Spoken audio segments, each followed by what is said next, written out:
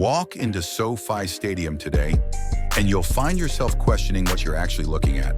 Is this a football stadium, or did you accidentally wander into a luxury resort that happens to have a football field in the middle? The story starts in 2016 when Stan Kroenke, owner of the Los Angeles Rams, decided to do something unprecedented. Instead of asking taxpayers for money, he funded what would become the most expensive stadium ever built with his own wallet. 4 years later, SoFi Stadium opened its doors at a final cost of $5.5 billion. Think about that number for a moment. $5.5 billion is more than what entire countries like Jamaica or Estonia spend in a year. But Kroenke wasn't just building a stadium. He was creating something entirely different, and the results speak for themselves. Since opening in 2020, SoFi has hosted not just Rams and Chargers games, but the Super Bowl, the College Football National Championship, and concerts by everyone from Taylor Swift to BTS. But here's the real question. When you're spending more on a single building than most nations' annual budgets, are you still building a stadium or something else entirely? Leave that for a second. Think, what would you get when you spend $5.5 billion on a stadium? Let's walk you through SoFi Stadium. First, you'd notice the building itself doesn't look like a traditional stadium, and it's built 100 feet underground. Not because they wanted to, but because LAX airport is right there, and planes need to fly overhead. So they dug down and created this massive bowl that feels like you're entering a spaceship rather than a sports venue.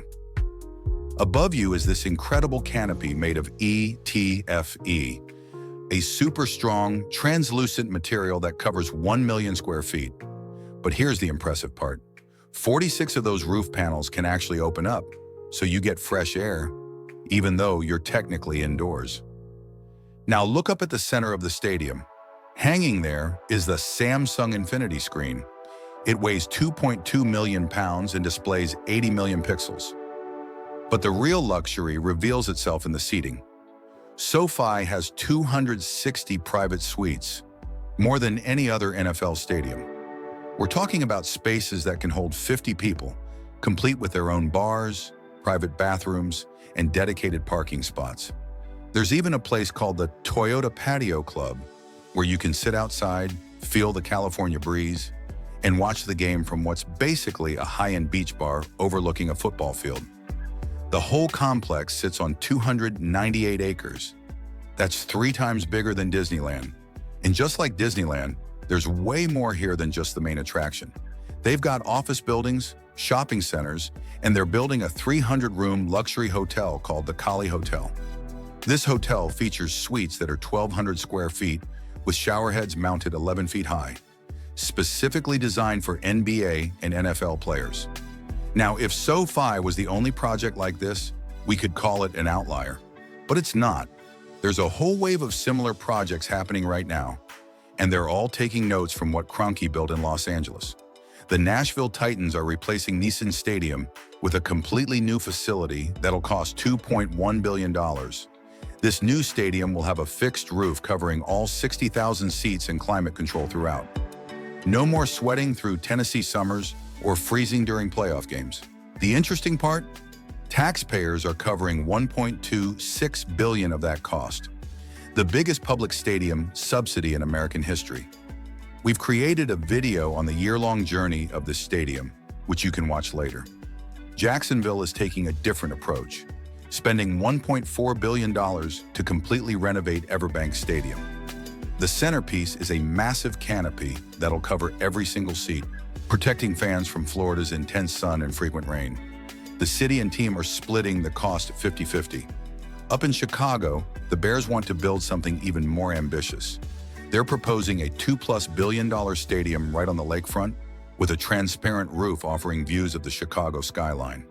But this isn't just a stadium. They're planning 14 acres of park space, retail stores, and a hotel tower all connected to the facility. Even Kansas City is getting in on the action. After voters rejected public funding in 2024, the Chiefs are now looking at moving to Kansas, where they could build a brand new dome stadium for around $2 billion. The pattern is clear. Roughly half of the NFL's 32 teams are either building new stadiums or doing massive renovations, all in the multi-billion-dollar range. This isn't happening by accident. It's a fundamental shift in what we consider a stadium to be. To understand how dramatic this change has been, let's go back to how stadiums used to be built. Pittsburgh's Three Rivers Stadium opened in 1970 and was home to the Steelers for 30 years. Three Rivers cost $55 million to build. Adjusted for inflation, that's about $440 million in today's money. The stadium was what they called a cookie-cutter design, basically a concrete bowl with 5 levels of colorful seats and artificial turf. The luxury amenity was the Allegheny Club, a restaurant with 300 seats.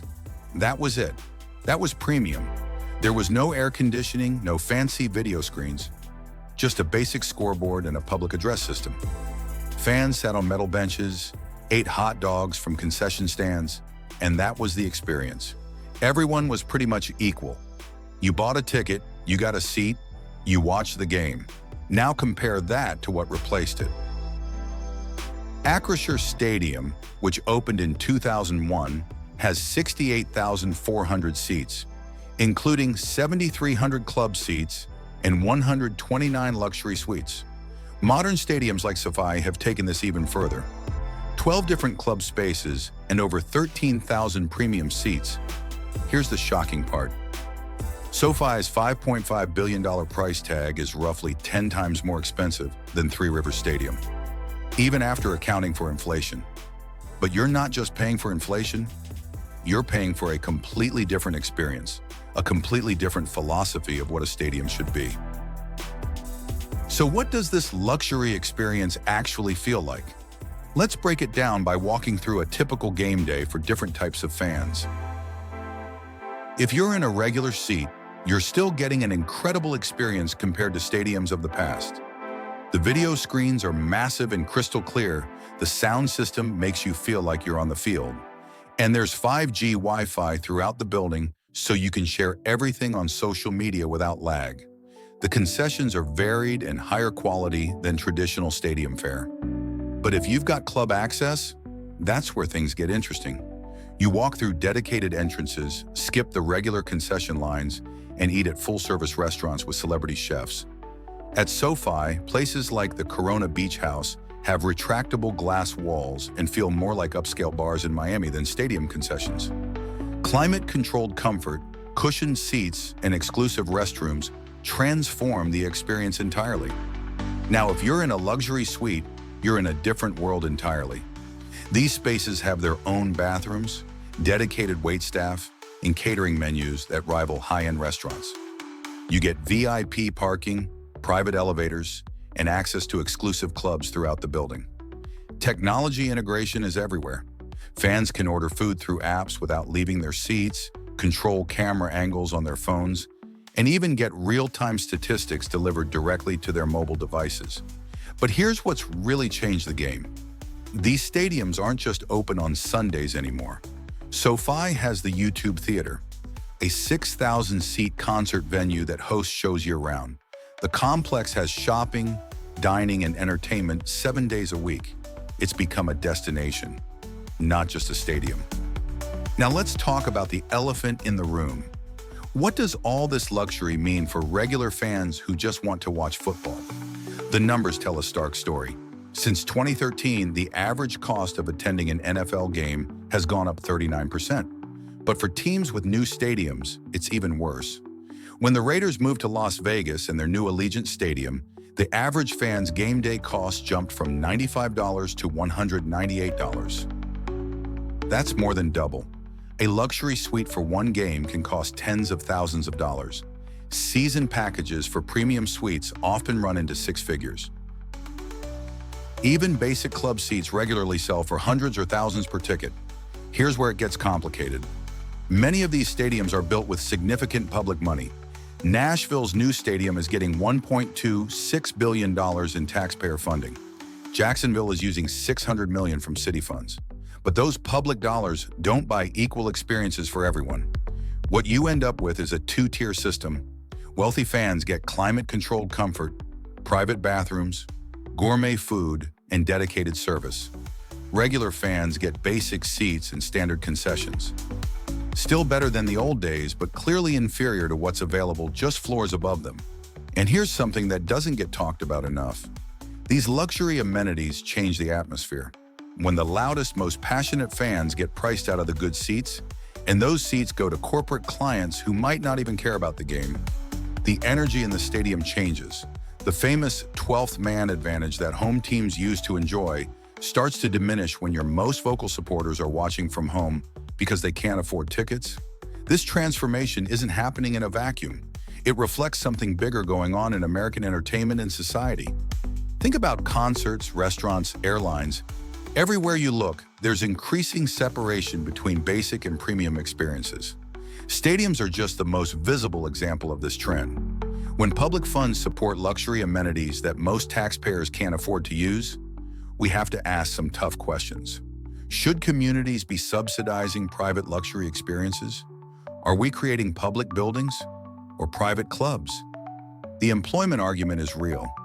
SoFi employed over 17,000 people during construction. These projects create jobs and can revitalize neighborhoods, but the long-term benefits often flow primarily to people who are already wealthy. There's also the cultural question. NFL football became America's most popular sport, partly because it felt accessible, communal, democratic. When stadiums become luxury resorts, do we lose something essential about what made football special in the first place? So here's the question we're left with.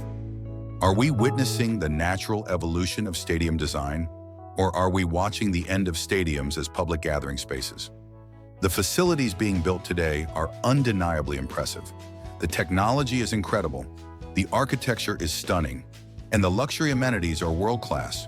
But impressive isn't the same as inclusive.